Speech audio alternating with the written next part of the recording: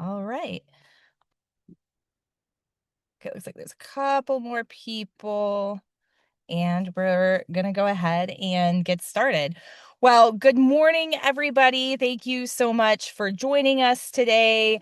My name is Katie Baker, and I'm here on behalf of the Virginia Public Sector Labor Coalition. That is made up of Virginia AFL-CIO, AFSCME, the American Federation of Teachers, the American Federation of Teachers and American Association of University Professors. They are affiliated. The Communications Workers of America, which also represents the campus workers. SEIU Virginia 512. We have a member here who will be speaking on this call. The Virginia Education Association, the Virginia Professional Firefighters, Unite Here, and the United Food and Commercial Workers Local 400. And collectively, we represent hundreds of thousands of workers across the Commonwealth. And we're here today to amplify their voices and those of the 500,000 Virginia public sector workers, including our teachers, firefighters, state workers, home care workers, county workers, city workers, higher ed workers, who would have benefited from the historic legislation carried by leader Scott Suravel and House Democratic Caucus Chair Kathy Tran that would have extended collective bargaining rights, the freedom to negotiate for a contract, things like fair wages, working conditions, and benefits to those 500,000 Virginia workers. Unfortunately, the governor vetoed that legislation in what is a betrayal of all those workers. I know we've done a couple calls on this, but really wanted to preview the march that we are going to have today at 4 p.m. on Capitol Square. We'll start right at 1111 East Broad Street at 4. We don't have a formal speaking program, which is why we wanted to do this call. We will be singing and chanting and marching together in solidarity. I know the firefighters are bringing out their decommissioned fire truck to accompany us. And we wanted to offer reporters, particularly those who aren't going to be able to make it today, a chance to hear from the workers who will be there. And I'm just going to turn off my camera because I think I'm not getting great reception where I am. But with that, I want to turn it over to Angel Pye, who is a home care worker and member of SEIU Virginia 512 from Norfolk. Angel.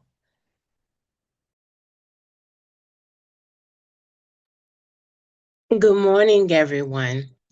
As Kathy said, my name is Angel Pye, and I am a proud member of SEIU 512 Home Care and an executive board member as well. I live in Norfolk, Virginia, and I became a home care worker by accident. In the essence of my son had sickle cell anemia, and he also had degenerative hip disorder. And so we had home care workers coming in, but we couldn't keep them. They would always leave for another job or a better position and things of that nature. And someone told me one day, they were like, hey, because you're consistently providing his care, you can do this for him. And so I took on that task of being his full-time care provider and leaving my position as a mental health professional for adults and children with behavioral health issues. I received my first check, and I realized in that moment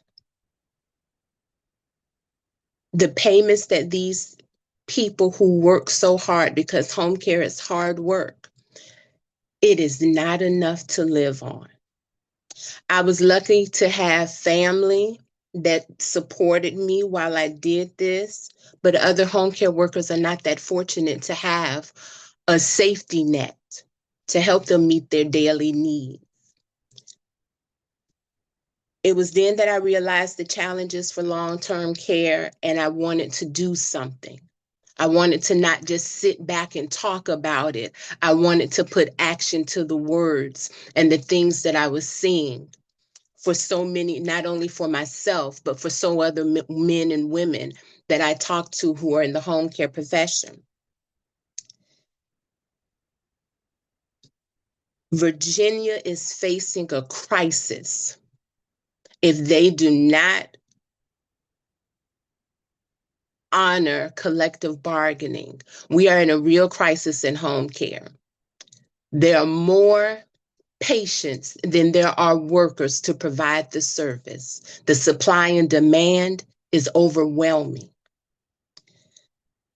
And it's not only for the workforce, Virginia is aging fast, and there is a growing population with people with disabilities and mental illness that need consistent and round the clock care.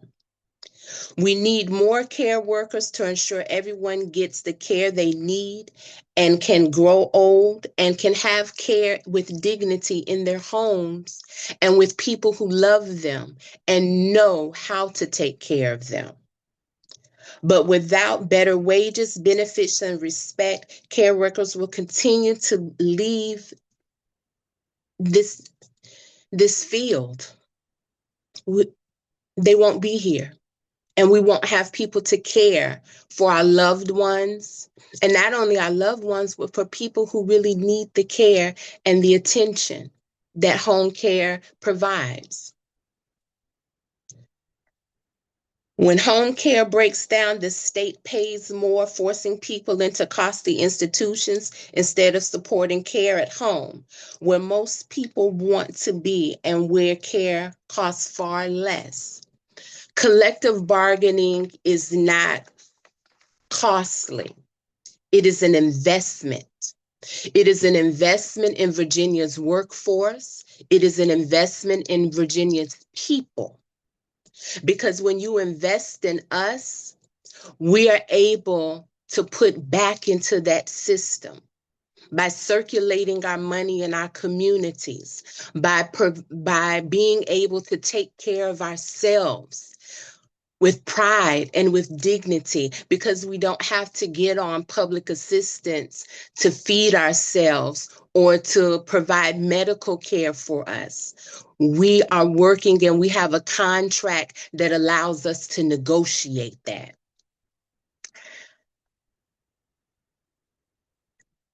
For far too long, home care workers who are predominantly Black and Brown have been excluded from collective bargaining. This is a legacy of racism. It's a legacy of we tell you what to do, not ask you what you need. This bill was an opportunity for us to not only have a seat at the table, but to also choose what we eat at that table. That was taken away from us in a major way because we felt that if we did what we said we would do by going out and vote, that in return, we would elect a governor that would honor their promise to us as workers across the board. That was not honored. It was vetoed. Governor Spanberger listened to our story. She shook our hands. She smiled in our faces. She promised us that she would do right by public sector workers across the state of Virginia. Even when the bill was stalled in the House, she reassured us if it comes on her desk, when it comes on her desk, that she would sign the bill. It came to her desk and she signed it. She vetoed it. She said no to millions of workers being able to choose how they work and have a say in what they need to secure their futures and to be able to take care of themselves and their families and the people that they take care of. Shame on you, Governor Spanberger, for breaking your promise to us. We had your back. We went out and we talked to people and we convinced them. People who said, I don't do that. I'm not into politics. We talked to them and we reassured them that we had hope and we were moving our hope into faith, in action and results. And you wipe that away with a pen, just like another governor did before when they wiped out our union with their pen. It's disappointing and it's disheartening, but understand, we will not give up hope. We, the workers in the state of Virginia, will not give up hope because we keep Virginia moving forward and we will not allow you to push us backwards. I'll end you with this. Alone, I am nothing. I have nothing. We have power, but we will never know it. We will never see it work unless we come together to make it work. Today, Governor Spanberger, we are coming to Richmond across the state to show you what workers can do when we unite and realize our power and move together. Katie? Thank you so much, Angel, for those powerful remarks. And do just want to name, you made me think at the end when you talk about showing what workers can do when they do together. In 1968, workers across Pennsylvania gathered together to march. There was a ban on public sector collective bargaining at that time in Pennsylvania. And 2 years later, in 1970, the Pennsylvania lifted its ban on public sector collective bargaining due to that power of workers. And that's to whom the credit belongs. And I know we're 56 years later, if my math holds up. We are here in Virginia, just south of Pennsylvania, still marching.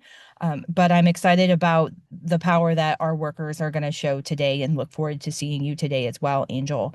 And next, I want to turn it over to another partner who is going to be with us today, and who has been with us this whole fight, and that is my colleague Jewel Gatling from the National Domestic Workers Alliance. Jewel. Thank you, Katie, and thank you for having me here. Hello, everyone. My name is Jewel Gatling, and I am a Virginia Organizing Manager for National Domestic Workers Alliance, as well as Care in Action.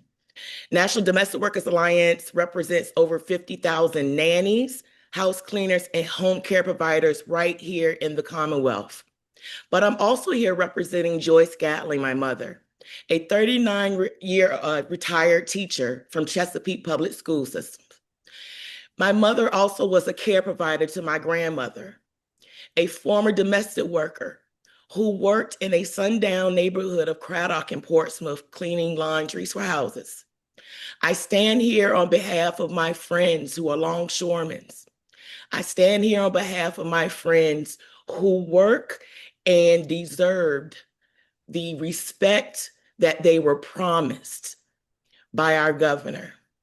So today at 4 p.m., I will join my colleagues, my comrades, as we come together and we do again what we have been doing, communicating with Governor Spanberger about the disappointment in her choice to turn her back on those who have provided not just for her while knocking on doors, while canvassing, while phone banking in 2025 on her campaign promises, but on all Virginians.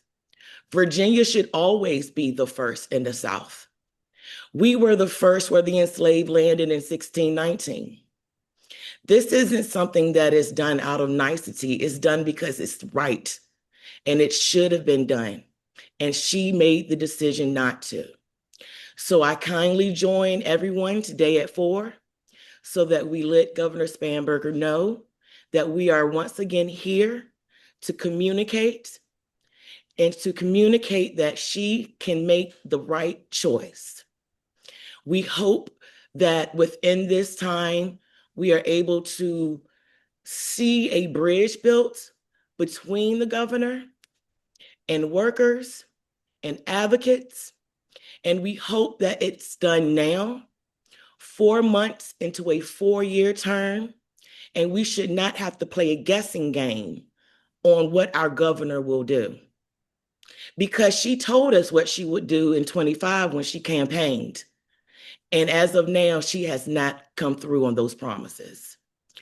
I will use the rest of my time to thank this coalition, to thank Angel Pie, to thank every home care, firefighter, campus worker, teacher around here, and for this coalition that is saying now, we will hold you accountable.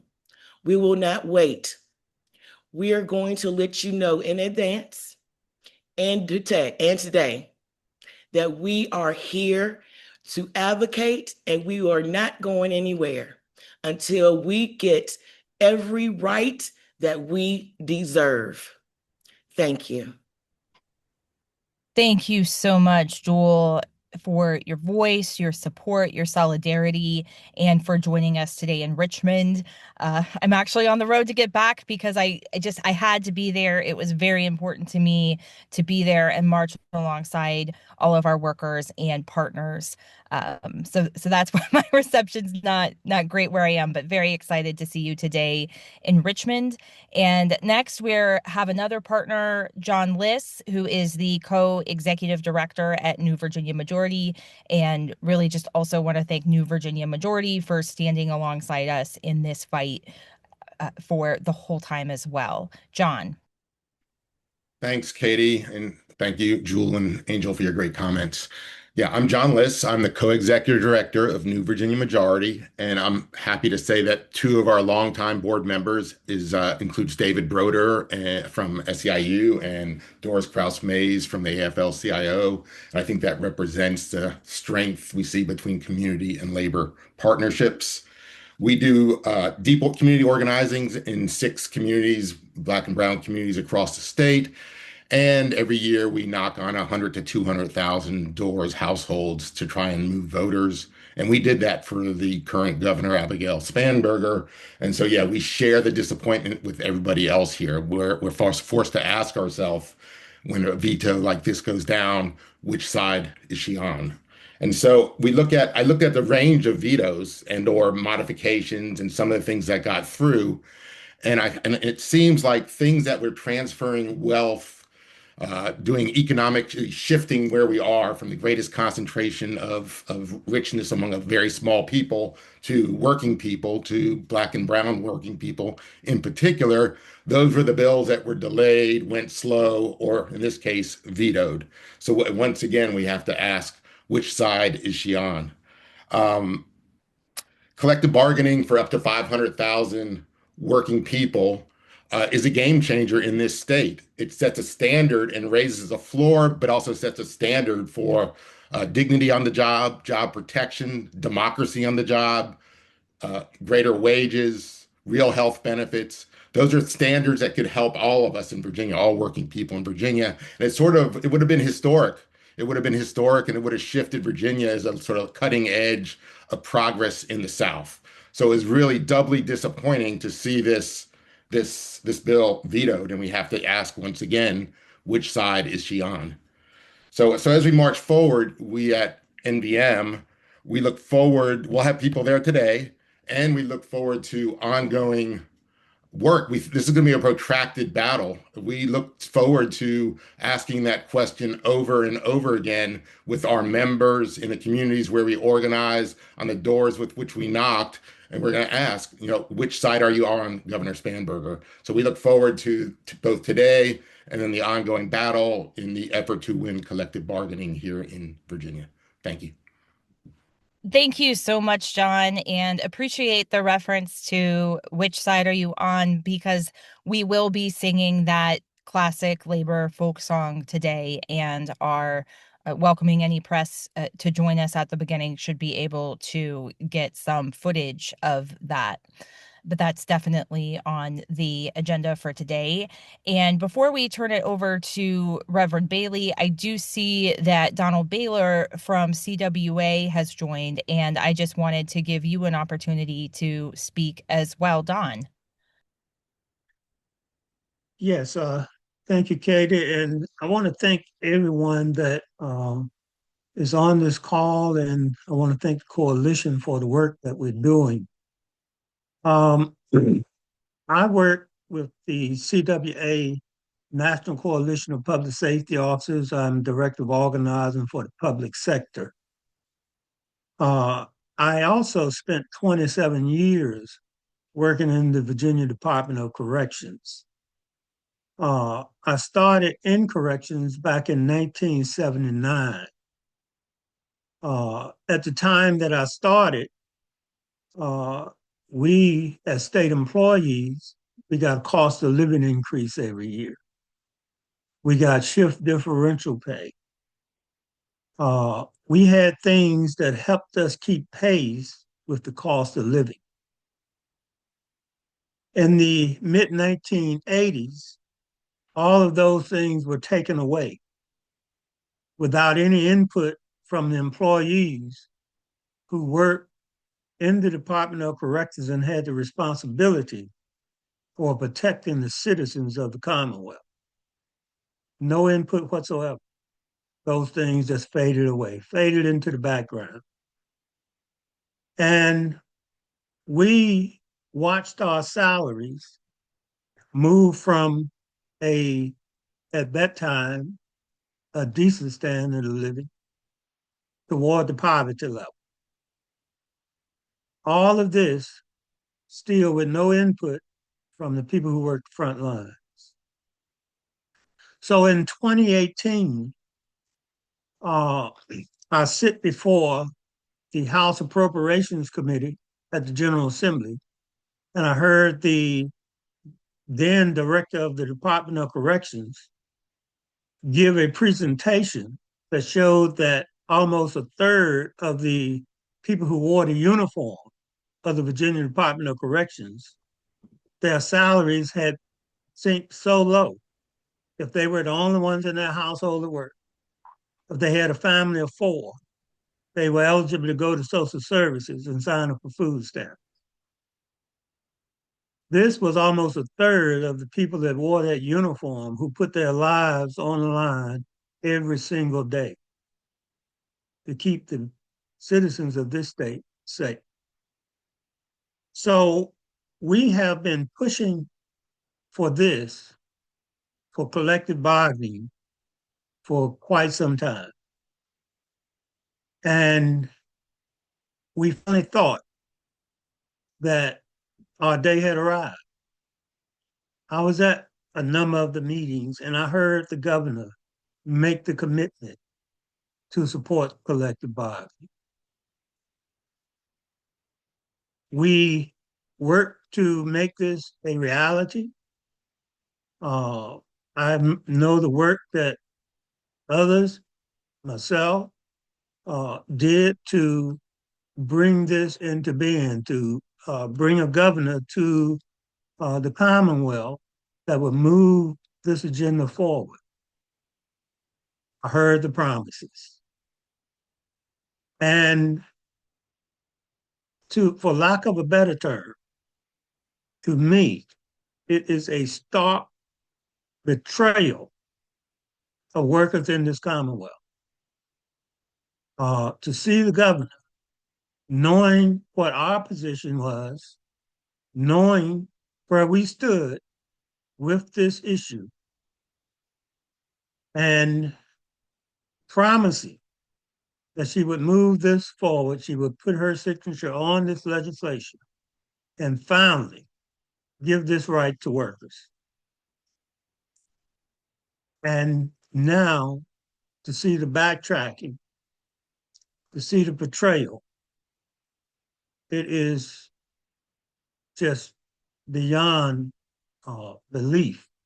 It's unacceptable on every level. It's just unacceptable. I think about the doors that are knocked on. I think about the elderly people who didn't have a way to the polls, and I would get in my vehicle and pick them up and take them to the polls so that they could vote because we believe every vote counted. So we are here today, but never, we can never, ever afford to give up this fight because workers deserve a voice in the workplace. And until we get that voice, we're never going to, especially with public sector workers, we're never going to turn the situation around. We're never going to turn the tide so that taxpayer dollars are well spent uh, when we include workers in the decision-making process so that they have a voice in the conditions under which they have to work, then we will be able to come to a place where the results for the citizens of the Commonwealth are respected as well. So in order to have that process in place, we have to respect workers that we depend on to do the job that is required of them every day to move the state forward. Okay. Thank you so much, Donald, for sharing those remarks. And next, we will turn it over to another ally and champion who has been with us this whole fight, and that is Reverend Cozy Bailey of NAACP. Reverend. Thank you so much, Katie, and thank you all for the opportunity to once again show the solidarity that the NAACP has with our brothers in arms and the unions and the variety of unions that are represented here this morning. You know, the NAACP has always considered collective bargaining a fundamental civil and human right. And because of that, we actively partner with labor unions to advocate for fair wages, safe working environments, and protections against discrimination in workplace practices. And we make no difference between private sector and public sector. Because of that, the NAACP Virginia State Conference is extremely disappointed and strongly denounces the governor's veto of collective bargaining, a critical issue that has been fought for over 80 years. This decision undermines the rights of workers, it stifles their voices, and perpetuates systemic inequities. Collective bargaining is essential for ensuring fair wages and safe working conditions. And we, the Virginia State Conference NAACP, will continue to work in solidarity with our union partners to ensure that collective bargaining is passed in the next General Assembly session. We will not give up and we will not give in until justice is achieved for all workers in Virginia.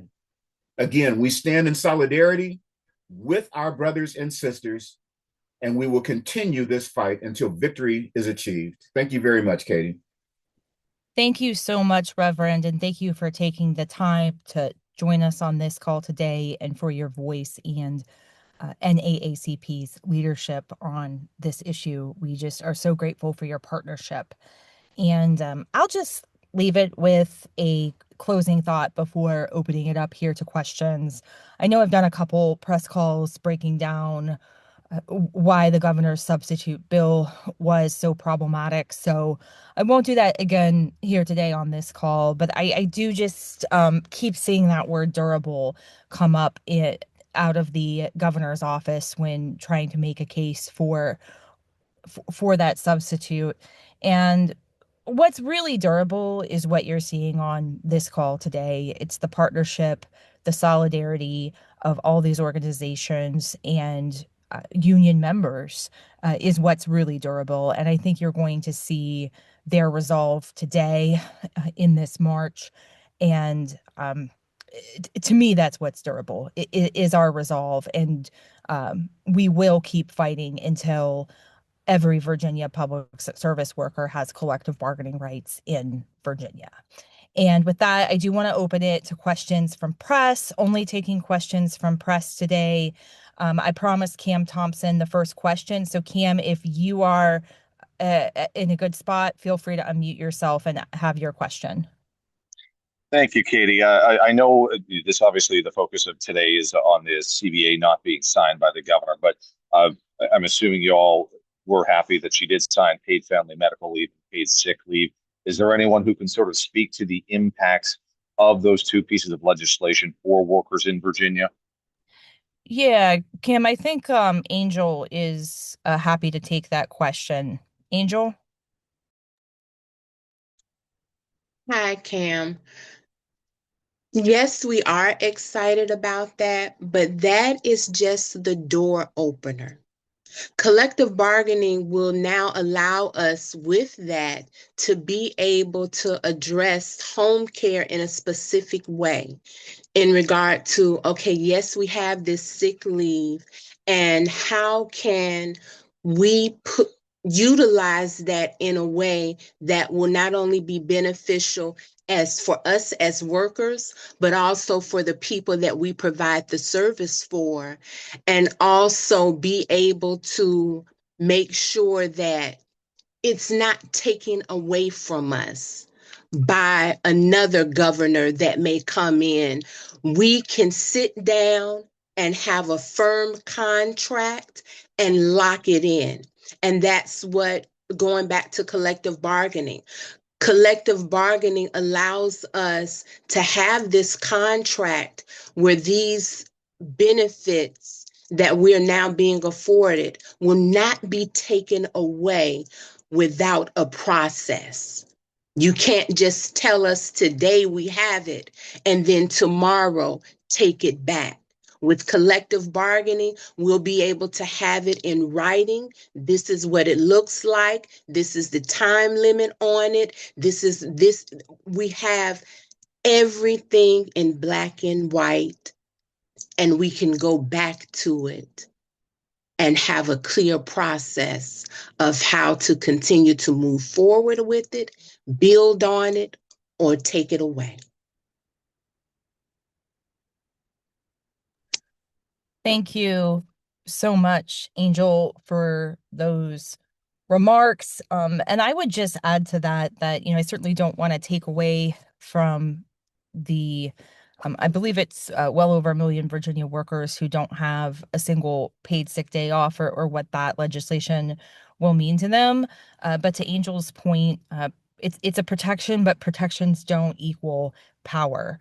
And collective bargaining is what will help take workers' rights even further, and making Virginia much more affordable for them and their families. And that's really what our workers deserve.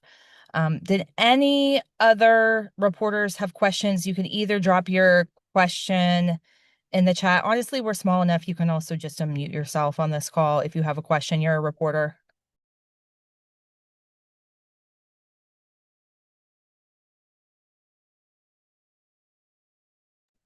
Okay. Well, we hope to see some of you today. Very much looking forward to our March.